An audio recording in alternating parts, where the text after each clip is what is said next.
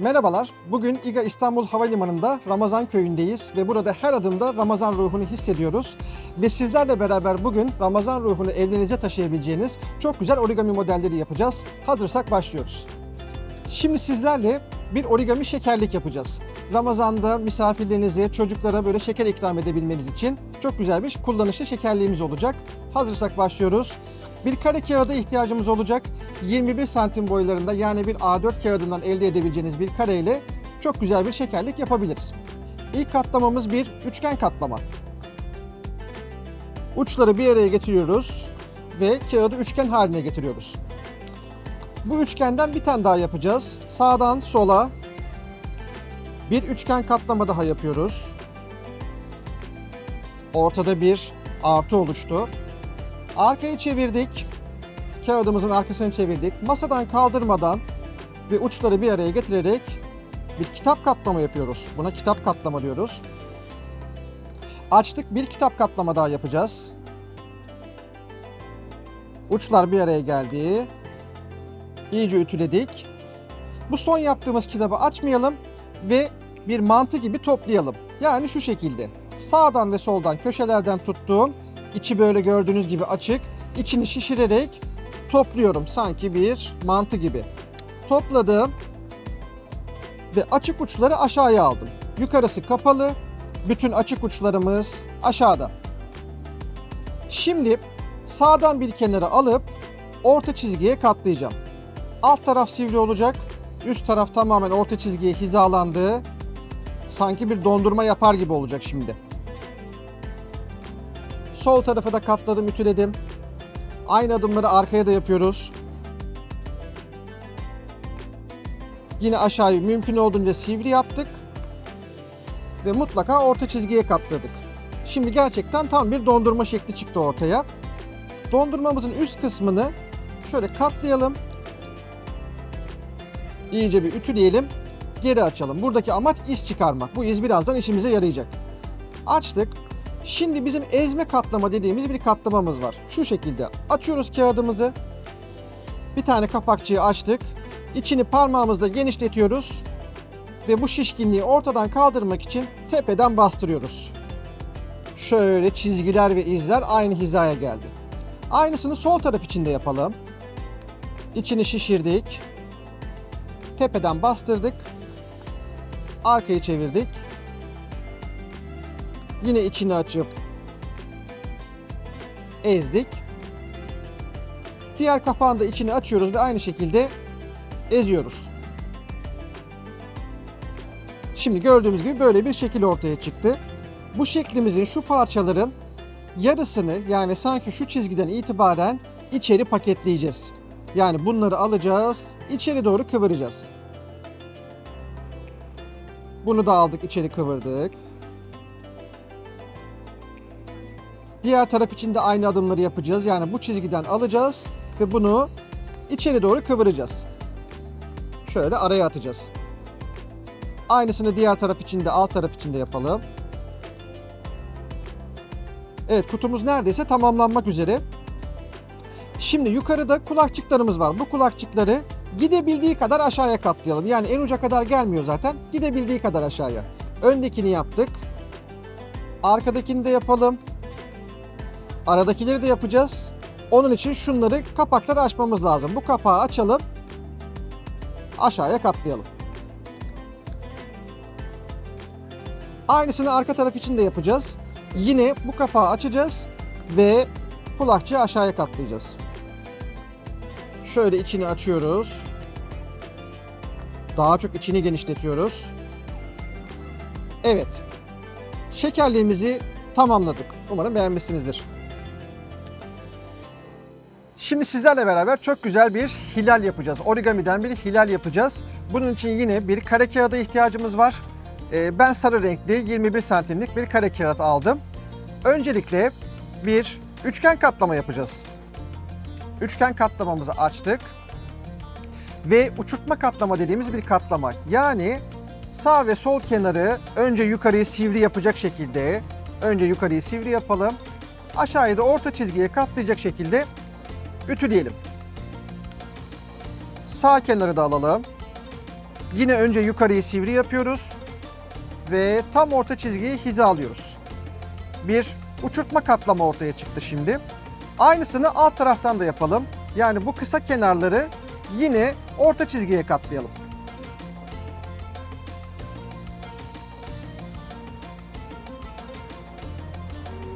Şimdi böyle elmas gibi bir şekil ortaya çıktı.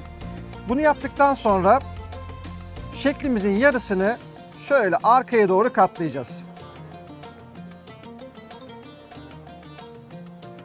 Arkaya doğru katladık ve burada birkaç tane göz kararı katlamamız olacak. Onlardan birincisi şu. Arkaya katladığımız parçanın birazcık 1 santim falan pay bırakıp çoğunu dışarı çıkaracağız. Şöyle bir şeklimiz oluşacak. Sonra alttan ve üstten 2 tane köşemiz var.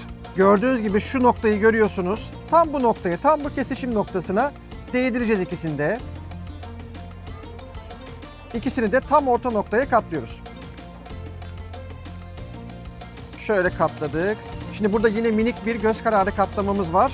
Bu köşeleri alıyoruz ve çok az pay bırakıp belki yarım santimle 1 santim arası katlıyoruz yukarı doğru. Aynısını yukarıdan da yapalım. Evet, işin zor kısmı bitti. Şimdi modelimizi ikiye kapatıyoruz. Tam orta çizgiden ikiye katlanıyor. Şu an hiç hilale benzemiyor ama 2 adım sonra bir anda hilal oluşacak. Şöyle yapalım. Ortadaki iki parçayı, en büyük iki parçayı tutalım ve birbirinden sanki böyle ayıralım. Şurası merkezmiş gibi. Şu birleşim yeri merkez noktası ve bunları birbirinden ayırıyoruz. Şöyle ayırdık ta ki bu köşede daha fazla götüremeyeceğimiz kadar. Şöyle. Sıktık. Şimdi uçları da aynı şekilde yapalım. Sıktık burayı, birbirinden ayırıyoruz. Yine merkezimiz burası. Buradan kırıyoruz sanki. Kırdık son noktaya kadar. Üst kısmı da aynı şekilde yapalım. Tutacağız ve yavaşça kırıp merkezimiz burası. Sıkacağız. Modelimiz neredeyse tamamlandı fakat şurası çok sivri. Hemen bunları şöyle yan çevirelim. Bir parça içeri katlayalım. Aynısını buradan da yapalım. Ve çok güzel bir hilal modelimiz ortaya çıktı. Umarım beğenmişsinizdir. Şimdi sizlerle bir yıldız yapacağız. Yıldız için yine kare bir kağıda ihtiyacımız var. Hazırsak başlıyoruz. Karemizi önce şöyle ikiye katlayalım. Bir kitap katlama oluşturalım. Kitap katlamayı yaptık. Şöyle sol taraftan bir üçgen katlama yapalım. Yani kağıdımızın köşesini bir katlayalım. Açtık. Aynısını üst taraftan da yapalım. Ortada bir çarpı oluştu. Bu çarpının merkez noktası bizim için önemli. İsterseniz şuraya bir nokta koyabilirsiniz. Ben bir nokta koydum. Gördüğünüz gibi kağıdın kapalı tarafı altta, açık kısmı üstte. Şimdi diğer köşemizi, alttaki diğer köşemizi alıyoruz. Bu merkez noktamıza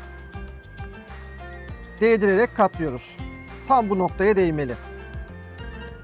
İyice ütüledik.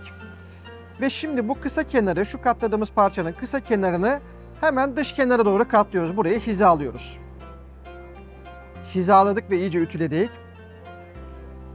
Sol kenardaki, sol köşedeki şu parçayı alıyorum kenarı ve buradaki katlama yeriyle aynı hizaya getiriyorum. Ütüledik. Şimdi bu kesişim noktasından bunları da ikiye katlayacağız. İkiye katladık. Böyle bir şekil oluştu. Şimdi burada bir makasa ihtiyacımız olacak. Yıldızımızı oluştururken isterseniz bir çizgi de çizebilirsiniz. Çizdiğimiz çizgiye göre yıldızımızın uçları kalınlaşacak veya incelecek. Ben mesela bu köşeden, şu uzun olan kenarın şu köşesinden başlayıp buraya doğru giden bir çizgi çizeceğim. Şöyle çizdim. Biraz göz kararı çizdim. Şimdi çizgiye değmeden keseyim. Buradan kesiyorum. Ve evet, bu küçük parçamız işte bizim yıldızımız. Açıyoruz, açıyoruz, açıyoruz. Ve çok güzel bir süsleme içinde kullanabileceğimiz bir yıldız oluştu.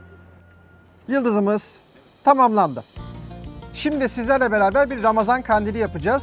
Ramazan kandili için A4 boyutlarında bir kağıt yeterli olur. Bunun dışında makas, yapıştırıcı, kandili tutmak için ince bir şerit kağıt ve sonrasında artık size kalmış ama kenar süsleri yapmak için renkli, süslü kağıtlar kullanabilirsiniz. Hazırsak başlıyoruz. İlk olarak kağıdımızı uzunlamasına ikiye katlayacağız.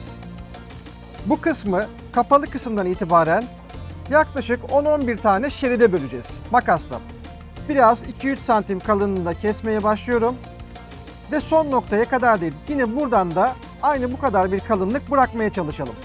Yavaş yavaş göz kararı şeritler halinde kesebiliriz. Kapalı taraftan kesmeye başlıyorum. Ve yukarıda mutlaka birazcık pay bırakıyorum. Evet, şeritlerimizi bu şekilde kestik. Şimdi kağıdımızı açalım. Bu modeli yapmak oldukça eğlenceli ve oldukça kolay bir model. Şimdi çok kolay bir şekilde bir anda kandilimiz oluşacak. Yapıştırıcımızı aldık ve istediğimiz bir tarafın tek bir şeridine şöyle boydan boya sürelim.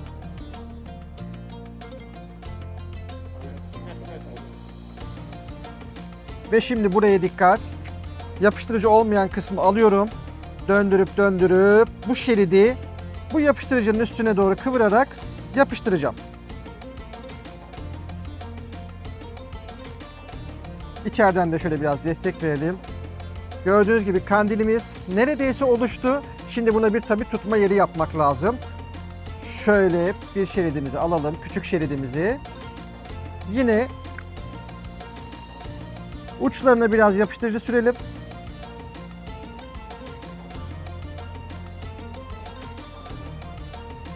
Ve istediğimiz bir taraftan şöyle bir önden bir de tam karşısından yapıştıralım. Şöyle tutarak taşıyabileceğimiz güzel bir kandil oluşsun. Biraz şöyle bastırıp şeklimizi biraz daha güzelleştirebiliriz de. Evet, bugün sizlerle beraber Ramazan ruhunu evlerinizde yaşatabileceğiniz çok güzel origami modelleri katladık. Umarım modellerimizi beğenmişsinizdir. Hepinize hayırlı Ramazanlar dileriz.